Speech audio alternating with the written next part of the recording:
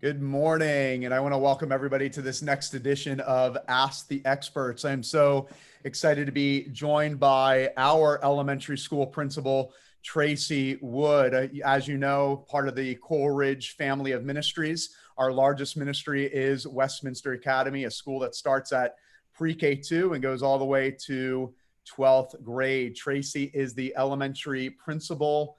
She's actually been in this role for 5 years, but before that, she was assistant principal at Westminster Academy. And before that, she had been teaching at Westminster Academy since 1992.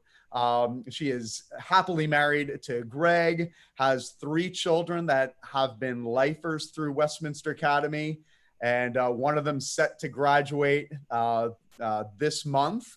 And it'll certainly be a different type of graduation this year. But Tracey's in a unique position because, and one of the reasons I wanted to ask her about what has changed during COVID-19 in the area of education is she brings a unique perspective. She's not only as an administrator, as the elementary principal, she used to be in the classroom, as I said, as a teacher. She's also a mom. So she is able to empathize with people on both sides of the screen, as they say.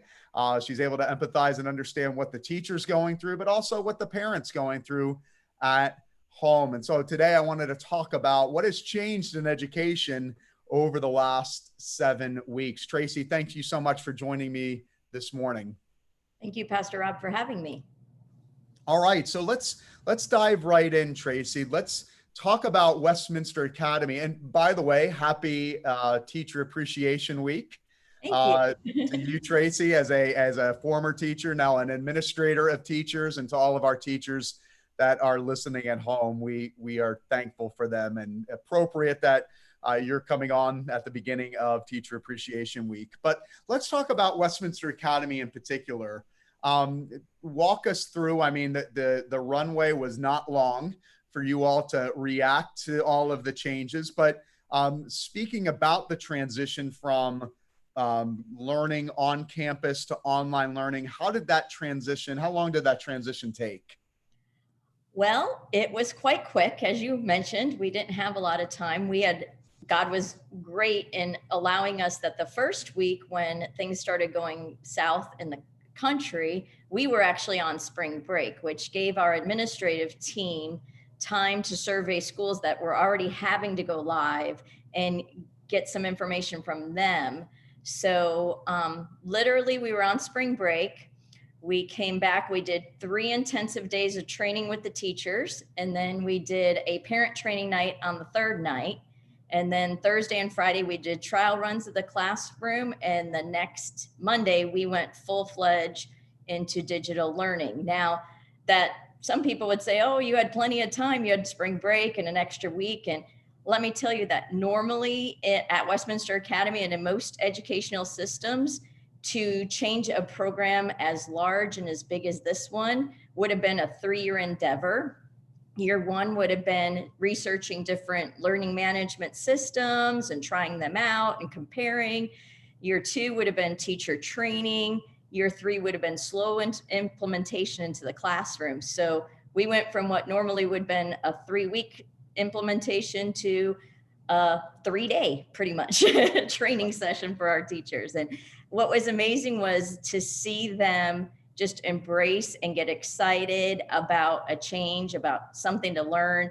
I kind of thought over spring break, oh, this is going to be hard to sell the teachers on, and they just knew they had to do it. And they came in and they jumped in with great ideas, and everything was focused on what can we do for the kids? How do we end them strong? Yeah, I know. I with our headmaster, Joel Satterley, he's led our team and our school so well. And during this transition, and I was keeping up to date with him as far as everything that was happening at the school. And I know you all rallied in a very short period of time. I was even talking to Eric Wilson, our IT director, yesterday, and getting laptops out and iPads out and really scrambling. But the whole team did a remarkable job. What would you say have been some of the greatest challenges so far in transitioning to online learning? I think for the teachers and for myself, it would be we love being with kids. We love that face-to-face interaction, and we love watching that light bulb go on when they learn something new. And we love even just, one of my favorite things to do is walk around the cafeteria and listen to their conversations at lunchtime. So I think really missing that social interaction with the kids and just really that intimate relationship you build that my kids used to pick on me because they'd say, Mom, we're your children. Because I would always refer to my classroom as my kids. So I think that's for the teachers, the hardest challenge. I think from a parent perspective, the hardest thing is finding a schedule, getting the reality of we've got 6 different people in this house who all need a place to work and to listen and to learn. And I think that's very difficult for a lot of families. I've worked with several families, calling them, reaching out to them, helping them design a plan for their family. So from a parent perspective, I would say that's probably the hardest, is getting the schedule down. Sure.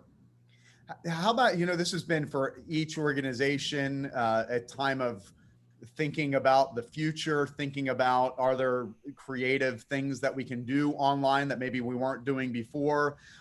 Is there anything you're doing now that we're doing virtual learning that you weren't able to do while you were on campus?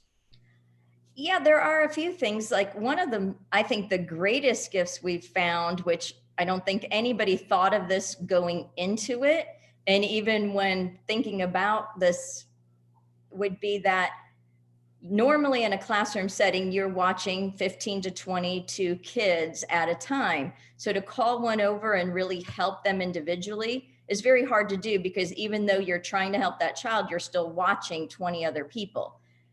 On online learning, what we do now is if we see a child or their parents email us that they're having a hard time with a skill or a concept, the teacher pops on to a hangout with them and they meet one-on-one, and there's no distraction. So really that one-on-one time during like the teacher's office hours, or if the teacher or the parent sees that there's a need, that they really get that individualized attention. That's hard to do when you're watching 20 other kids. Sure. Sure. All right, let's switch gears to kind of your, like I said at the beginning, administrator, teacher, mom, able to empathize with multiple people watching and listening out there. I've heard from some parents, for their kids, online learning was a novelty maybe the first few weeks, but now we're into week 6 of this, 5 or 6, and we still have a few more weeks left. So what advice can you give to parents and to children at home regarding finishing the year strong? Well, I can tell you that we've planned some fun things.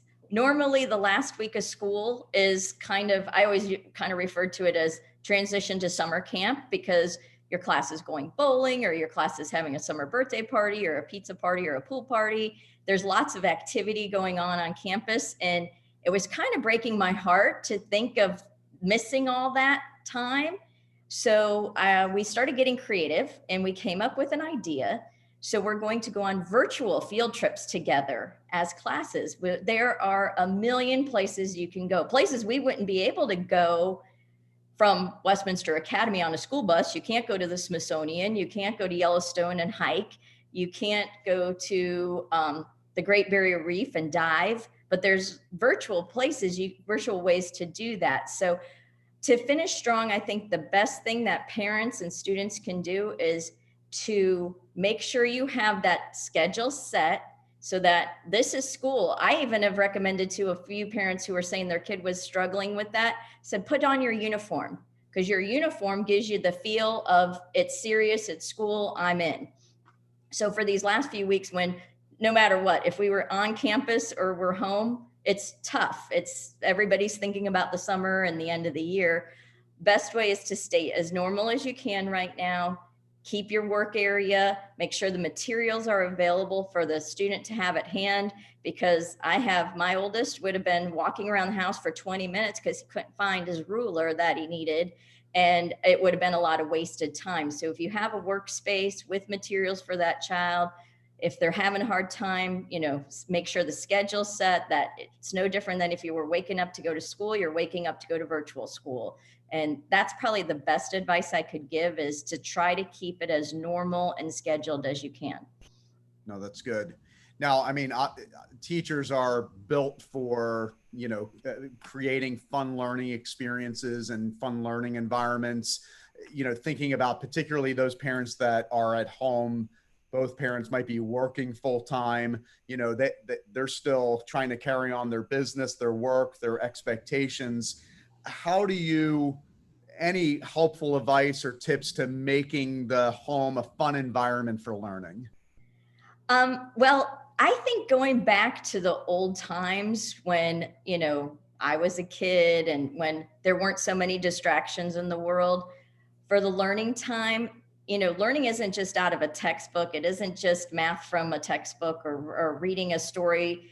There's a lot of learning that can take place from just fun things like playing a card game, playing a board game, cooking together. There's a lot of math and cooking. You're measuring, you're counting. Oh, we have to double this recipe. If I have to double 2/3, how much is that? So I think making just home life and into a learning experience and enjoying this time that God's given us. Normally at this point in May, everybody's running around. There's, little league playoffs are going on and kids are coming to school that they were on a baseball game till 10 o'clock. We've slowed down. And I think it gives us time to just go back to the simple things in life and turn those just simple things into learning experiences. Go out and play catch. That's great for your gross motor skills. No, that's super helpful. I think, one of the things we've been talking about on the church side is, we've heard people come out and say, I want things to go back to the way they used to be. I want things to go back to normal. And I've had to remind people, particularly parents, no, normal actually is your children being discipled at home. Mhm. Actually, it's been a modern thing for parents to go, oh, here you go, church, here you go, youth group, here you go, children's ministry, you disciple my kids. So actually what parents are experiencing in the home, having to worship with their kids on Sunday morning, having to disciple their kids and not have all of the extra benefits, is actually normal. And I would say the same thing goes for school as well. It's always been God's plan, in particular for the Christian family, to the parents are the ones that are the teachers, the educators, the chief disciplers, and really it was the school and the church were coming alongside of them and supporting them, helping to resource them. Any thoughts there? Yeah, I think, just even like you said, going back to the simple things of like, I know so many families that it just breaks my heart as I listen to the kids tell me their schedules normally during a school day. And I think, how do they keep up with, I'm going to gymnastics and then I'm going to dance class. And I'm listening to parents who, oh, well, we don't eat dinner together. Even going back with my family, we made it a point that dinner was an important time. We prayed together. We spent time just talking together. And that was one of our like almost sacred times at home. Was this is where everybody could talk about their day. We could minister to our children saying, well, if that happened on the playground, how did you feel? How could you have handled the situation different? And when you're running around and dad's got this kid at this and mom's got this kid at dance, and it just doesn't happen. So I think this is such a gift that, like you said, this is the intention. God wanted us and gave us children as a gift for us to raise, not to trust somebody else to do it, but for us to do it. Yeah, I'm really hoping through this season, this will be a wake up call, a reorientation for our families to be, this is God's way of giving our kids back to our families and saying, wow, there's some parents that might have been maybe totally disengaged with what their kids were learning both at church and at school. And this is a great opportunity before they do go back to church physically or school physically. This is a great opportunity. I'm praying for parents to go, wow, look at how much I was missing in my child's discipleship. Look how much I was missing in my child's education. And really, this is God's way of saying, no, I'm giving your kids back to you Yeah. for a season to really reorient the family and to reorient the home. Yeah. So let's go back to the online learning, the online experience. We talked about some of the things that you're able to do now that you weren't able to do on campus, and you also did talk about, missing the kids' faces and saying hi to them. But what are some of the other practical things that just can't happen online? I mean, obviously, we don't want to be in this season forever. It's not going to be forever. We're confident there's going to be a cure. We're going to be back at some point. We don't know when. But what are those things you are looking forward to, in addition to some of the things you've already mentioned that just can't be replicated online? Yeah, I miss one of the biggest things I miss is chapel. We're still doing chapel like you, it's online though. And I don't get to see the children's faces react to what I'm saying to know, are they getting it? Does it make sense to them? Do I need to back off and change? I think that's something teachers miss we call it pacing in education. And it's like, as you're teaching, you're watching the kids, you're seeing their faces, you're seeing how many hands are going up versus how many are looking at you like they have no idea what you're saying. And it makes you adjust your teaching to, okay, they're not getting it, I need to spend more time, or they've got this, I need to go faster. It's hard to do that online. And so you're pacing yourself just on basically what would be the norm for an average child. But sometimes a lesson just doesn't pace right because of maybe it's just a Monday and everybody's tired, or maybe it's a Wednesday and we're all rocking and we need to go faster. So I think a lot of teachers would say the pacing is missed. The playground is definitely missed by the kids. I hear that all the time. This is what I can't wait to get to the playground. They miss not just the physical activity of the playground, but the social activity of the playground. Kind of like I said, the lunchroom. That's where they can just relax and enjoy each other. And I think we forget how much the kids are giving up in this, as we all think as adults, oh, I miss going out to a restaurant, or I miss this. And I'm sitting there thinking, and what about these sweet babies who haven't been to a birthday party? Or if they did, it was online, which we all know is not the same. It's great substitution, but it's not the same as hitting the piñata with your friends. And so I think we need to, even just go into the local playground, because for a long time the parks were closed, that we forget that isolation for a child is hard for an adult, but children's lives are very social at school, every day at lunch, every day at the playground. They're with 20 of their closest friends all day long. And that was sharply taken away from them. So I think we need to, keep a focus that they're missing a lot of stuff too. Yeah. I know, just speaking as a pastor, I mean, it was a novel idea to be preaching online and via live stream for the first few weeks, but I kind of hit the wall a couple of weeks ago. I'm like, I am over preaching to an empty room. So I'm dying to see people again, dying to just encouraged by, the thought that we could be open here in a few weeks, or maybe at the end of the month. But I know even for kids, I mean, and it says something about how God created us. God created us for community. He did not create us to be isolated. And so, what we've been talking about, at least this morning, about things that I pray happen as a result of this, the family unit becoming stronger. But I pray that people, children and adults, really appreciate community more than they did maybe before COVID-19, that they go, wow, this is what it means to be a part of God's family. This is what it means to be a part of community. This is what it means to have good friends. Even as you're talking about for children, that sense of God really did create me to live life with other people. And I'm sure there's no way that you could replicate that online. Now, we talk about the unprecedented moment that we're in. And one of the things I always talk to leaders about is the reality that unprecedented moments lead to unprecedented opportunities. Do you see education changing at all in light of the unprecedented situation and moment we're in? Do you see changing in the way that we educate children in some of the ways that maybe some of the things that we've learned in the last few weeks? Yeah, I think it pointed out how much technology is really a part of our world and that it's not going away. I know back when it first, I remember when the internet started and that everybody was worried about it. And it's tricky because we know in education that screen time should be limited for children, that they need physical activity. They need to be writing with their hands and not on the computer all the time, and that their eyes need to develop.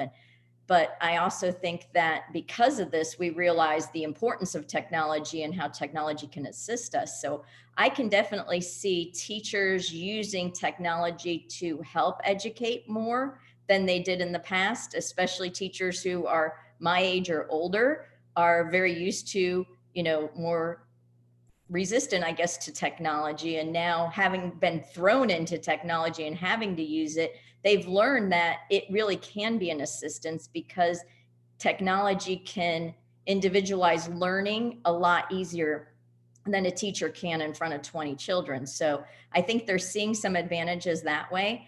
I also see, and this is kind of out of the box, is that, for Westminster Academy, is there a way that, I had 3 families that are moving out of the state this year. And one of the moms was just crying and saying, I love Westminster. We don't want to leave. And then now with technology, I'm like, wow, is there a way that, families that are missionaries in foreign countries could have a Westminster Academy education and get the benefits of that in a little different way? But, we couldn't mock the family feel we get at Westminster, but we could give them the quality Christian education. No, it'll be exciting to see, what happens over the summer and into the fall. Now, Tracey, as believers, as Christians, we believe that God is in the midst of even the darkest situations. We believe that God works all things for the good for those that love him and are called according to his purpose. What are some of the positives that you see coming out of this very strange season that we find ourselves in? Well, I think the first one we've already kind of emphasized is family, and the importance of family, and, the focus on family being the main point God gave us. Children was for us to raise them and not to turf them to other people. I think another advantage, and being Teacher Appreciation Week, I think there's a new appreciation for a lot of teachers, nurses, doctors, people who serve others each and every day, and, share God's love with our children. I think I've had a couple parents call and say, I am so thankful for Westminster Academy. I could never educate my child, but it made me really appreciate, now that I see all the work that goes into education. I think that, I think people will be more focused and purposeful. And we kind of hit on that a little bit, but like you said, like how important friendship is and how important socialization is, and that we're just not going to, run around and just do everything. We're going to be more purposeful in the things we choose to do with our time, because we learned what it feels like to stop and sit back and relax. I know, being a parent of a senior, second semester seniors, this would be my 3rd time through. You don't see that child. They are gone. They are out with friends, they're doing this, they're doing that. They have this, grad night and senior trip. My son's been home, and he and his dad have been fishing together weekly and finding time that I said to my husband, I said, Greg, you need to thank God for this. You wouldn't have had that. He would have been out with his friends, and instead he's been sitting on the boat fishing with you. You've had quality time you would have never gotten had it not been for this virus. No, that's good perspective. That's great. And Tracey, I just want to thank you for joining me this morning. And can I pray for you and for your family and for our Westminster Academy family of teachers and faculty? We've talked a lot about parents and families finishing strong, but we want to remember, especially this Teacher Appreciation Week, for our administrators and our faculty to finish strong as well, because I know weariness has to be setting in for them as well as we near it would set in a normal year, but especially with the stress and the kind of the emotional roller coaster that this last quarter has been.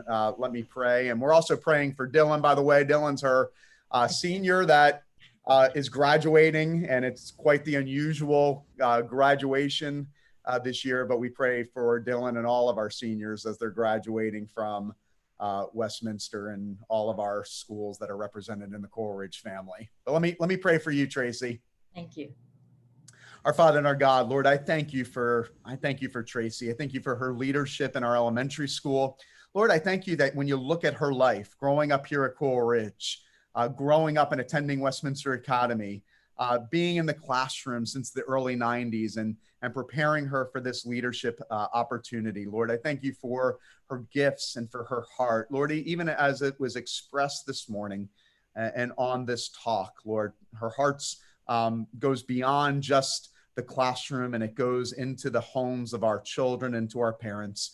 Lord, as she reminded us all today, Lord, I pray that we would keep perspective, Lord, that we would keep learning fun and engaging. Lord, I pray that parents would be mindful of the opportunities they have to re-engage their child, their child's mind and their child's heart. And so, Lord, I pray for grace for our parents, for our moms and our dads that are listening, that Lord, it's not about doing everything perfectly. It's about being intentional with their children.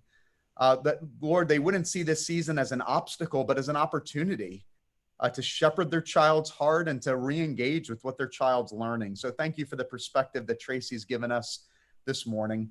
Lord, I pray that she would feel affirmed today in her leadership calling. Thank you for how she leads our teachers. Pray for Tracey and for all of our faculty, especially this Teacher Appreciation Week. I pray that they would be overwhelmed with appreciation, love, and affirmation.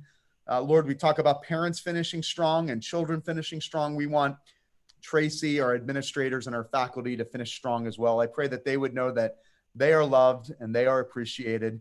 Thank you for this time. Pray for Tracey and Greg and for their home, that, Lord, you would protect them.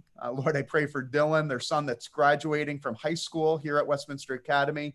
Lord, I pray that he would be encouraged during the quite the unusual last month of his career here at Westminster Academy. And so, Lord, I pray that we would leave here understanding that you're in control of all things, that you would bring about the positive things that were mentioned here this morning, because you do work all things to the good for those that love you and are called according to your purpose. Thank you for this time with Tracey this morning. In Jesus' name, amen. Amen. Thank you, Pastor Rob. All right, Tracey, thanks for joining me this morning. May the Lord bless you and keep you. Thank you.